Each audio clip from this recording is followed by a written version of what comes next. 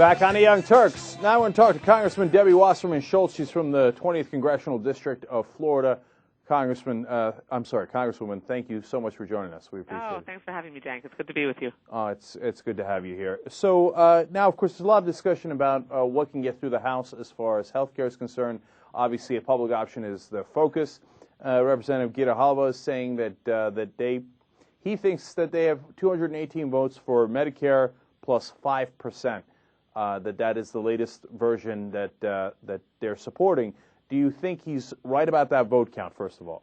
Well, I think there are more than 200 votes in the Democratic caucus for a public option, for a robust public option. So, I mean, I'm not sure we're at 218, but it's very significant that we're at over 200 that support a robust public option. Right. Now, of course, one of the central issues here is what we mean by a robust public option. What are the different choices in the House? Well, generally, we've defined a robust public option by tying it to Medicare plus 5. So that's generally how the definition of robust has evolved. Right. And are you on board for that? Oh yeah, I absolutely support a robust public option, whether it's Medicare plus 5 or to me the strongest public option that we can pass, which ideally would be based on Medicare rates and arguably produces the most savings, is the type of public option that I favor. Right. And what if leadership pushes a weaker version? Will you vote against it? I'm not drawing any lines in the sand at this point. I want to make sure that we pass the most significant health care reform that we can pass. So I'm at this point, not issuing any ultimatums to leadership. We're all working very, very hard to make sure that we can include the strongest possible public option in our legislation that we pass out of the House. We want to be in a very strong position for the conference committee with the Senate, which we think, unfortunately, has a chance of not having a public option in it. So, at this point, we're all sort of working towards putting the strongest public option we can get into our bill. Representative, I want to talk to you about that idea of the line in the sand, because I think it's an important one. Because if some would say, and it seems that Representative Gita-Halva is going in that direction of saying, look, if you don't make your position very, very clear, then they're able to erode that position, that it's not a good negotiation strategy to say, well, I'm negotiable, right? And others have stood fast on many different issues. Of course, you stood fast on some issues and drawn the line on the sand on some other issues, including budgetary controls and, understandably, Hurricane Katrina. Why do you think it's a bad strategy in this case? Honestly, Jank, I don't want to jeopardize health care reform. I'm not going to take my ball and go home if every single thing isn't exactly the way I would like to see it at the end of the day. What I want to do is I am absolutely for a robust public option. I'm for using Medicare rates. The majority of our caucus is for that, and we're pushing hard to make sure that we can get the votes that we need to. And as a Chief Deputy Whip, it's going to be part of my job to whip the caucus as hard as I can to get those 218 votes for a robust public option. But it's absolutely critical that we pass health care reform before the end of this year and put it on the President's desk. And, there are times when a line in the sand is appropriate and times when we need to maybe be a little bit more flexible because the larger goal is what's important. So I'm not willing to say, I'm not willing to issue ultimatums when that would potentially risk making sure we could pass significant health care reform. So where do the corporatist Blue Dog Democrats stand on it now? Are they still fighting the Medicare plus 5? What is their alternative, and what's the chances of getting them on board? The caucus is working together. The leadership is being very inclusive. We're having open discussions in caucus meetings about what the options are.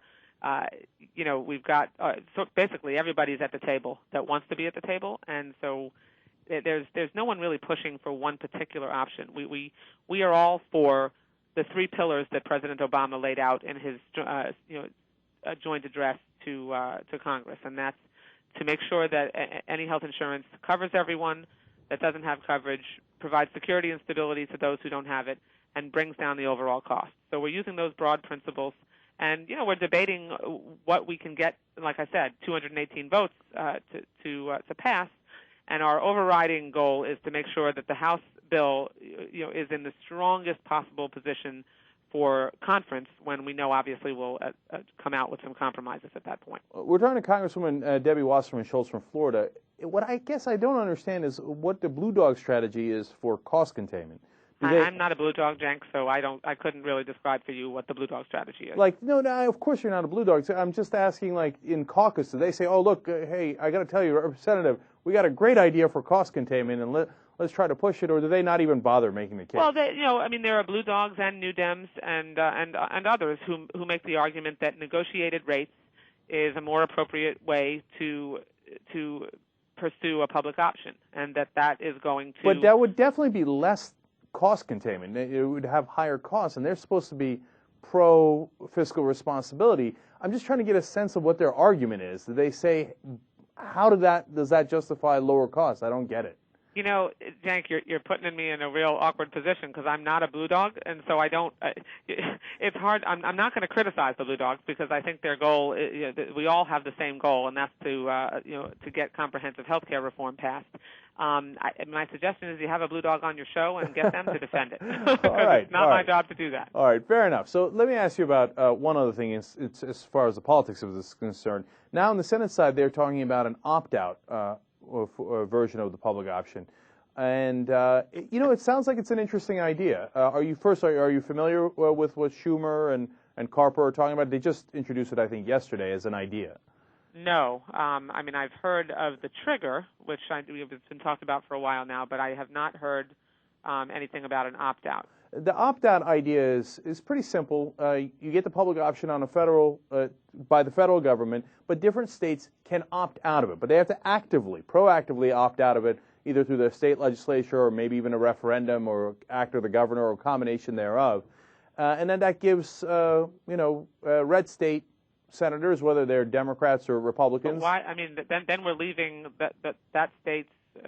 Then we're not providing competition, the necessary competition and choice for the Americans in those states. That's definitely a downside of it. The upside of it is it takes away all excuses. And so if you say, hey, listen, I'm not comfortable with public option, great, then your state doesn't have to have it. But we've got mixed delegations, Jank, that where we have Republicans that would. I don't know. I have to spend some more time hearing about that. In my state we've got 10 Democrats and 15 Republicans. And a split, a split on our senators. I wouldn't want to be duking it out with the rest of my delegation on on who wins, on whether we do or don't participate in the public option. And I certainly wouldn't want Charlie Crist being able to make the decision, when it comes to him. He's our governor. At the end of the day, we've got tens of thousands of people who die each year directly because they lack health insurance, Jank. And, I'm not going to let 40,000 or 80,000 or more people die simply because I couldn't get everything I wanted on this. We've got to make sure that we pass out of the House the strongest possible public option. To me, it should be a robust public option to Speaker Pelosi, who I literally just in caucus yesterday heard her, stand in front of the room and push the caucus as hard as she could to make sure we had a robust public option as part of our bill so we can be in a stronger position versus the Senate in conference. And, I feel confident that we're going to maintain that position and do our best to get 218 votes to make it happen. You just mentioned Congressman Pelosi, and there's a recent controversy about her as well, and I wanted to just run that by you. I believe the RNCC, if I'm getting that right? Yeah, the NRCC. I'm sorry, NRCC. Right, exactly. Came out and said a spokesperson within that group, said that General McChrystal should put Nancy Pelosi in her place. Do you think that sounds a bit anti-women, to put it not so politely? Well, just to make sure we understand who we're talking about, the NRCC is the Republican Party. It's the National Republican Party. It's the House congressional arm, political arm of the Republican Party. And yes, they actually said that General McChrystal, that they hope that General McChrystal puts the Speaker in her place. Last time I checked, the Speaker's place is at the top of the House of Representatives. To be quite blunt, Jank, it was understandable coming from a group of people that are 80% male and 100% out of touch. And does the Republican Party at this point, with Senator Kyle's comments in regards to a discussion he had with Senator Stabenow about how he doesn't need maternity care, and there's been a number of yeah, well, and his offices today well, were then. his offices today were a lot of women moms showed up saying, but we do need maternity care, and your job is also partly to represent us, of course, as our Jack, senator from Arizona. Look at the pattern in the Republican Party today. You have Senator Kyle, who thinks that it's not necessary to make sure that we have maternity coverage in insurance policies because he can't get pregnant.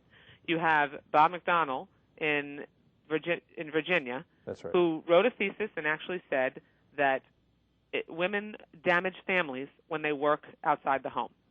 You have Chris Christie in New Jersey, the Republican nominee for governor there, who said that it's okay to pass mandate-free insurance policies, which would basically mean that women wouldn't be able to make sure they could get access to mammograms anymore, or be kicked out of the hospital in less than 24 hours after a mastectomy or after a birth, and that's perfectly acceptable. I mean, so the demonstration of how out of touch, I mean, it's by the hour in the last several days, in terms of the Republican Party, has just been it's been shocking. So does the Republican Party have a woman problem? I think they've always had a woman problem, to be really honest with you. I mean, that's the evidence of that is how Democratic candidates consistently win the women's vote, and there's a reason for that. It's because they don't really seem to have much interest in recruiting women to run for office. They don't have an agenda that appeals to women. They, in fact, their agenda, I think, much of the time is offensive to women. I don't know if you saw this. Bill O'Reilly, I believe it was last night with Michelle Bachmann, said that you Democrats are threatened by Bachmann and Palin because they're hot. And, and that somehow that would appeal to women more. Who said that? Bill O'Reilly.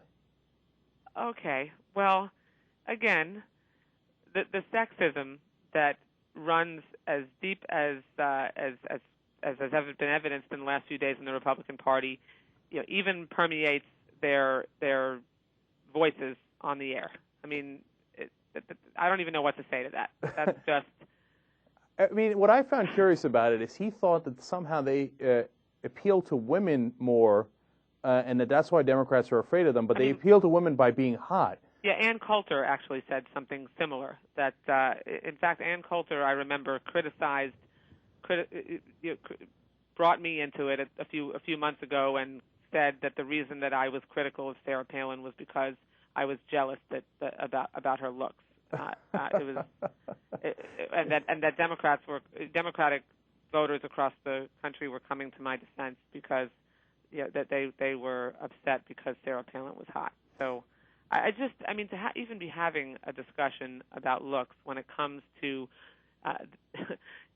women elected officials and the important issues that matter right now, turning the economy around, making sure that we can pass comprehensive health care reform, making sure that we invest in alternative energy and really wean ourselves off of our dependence on foreign oil.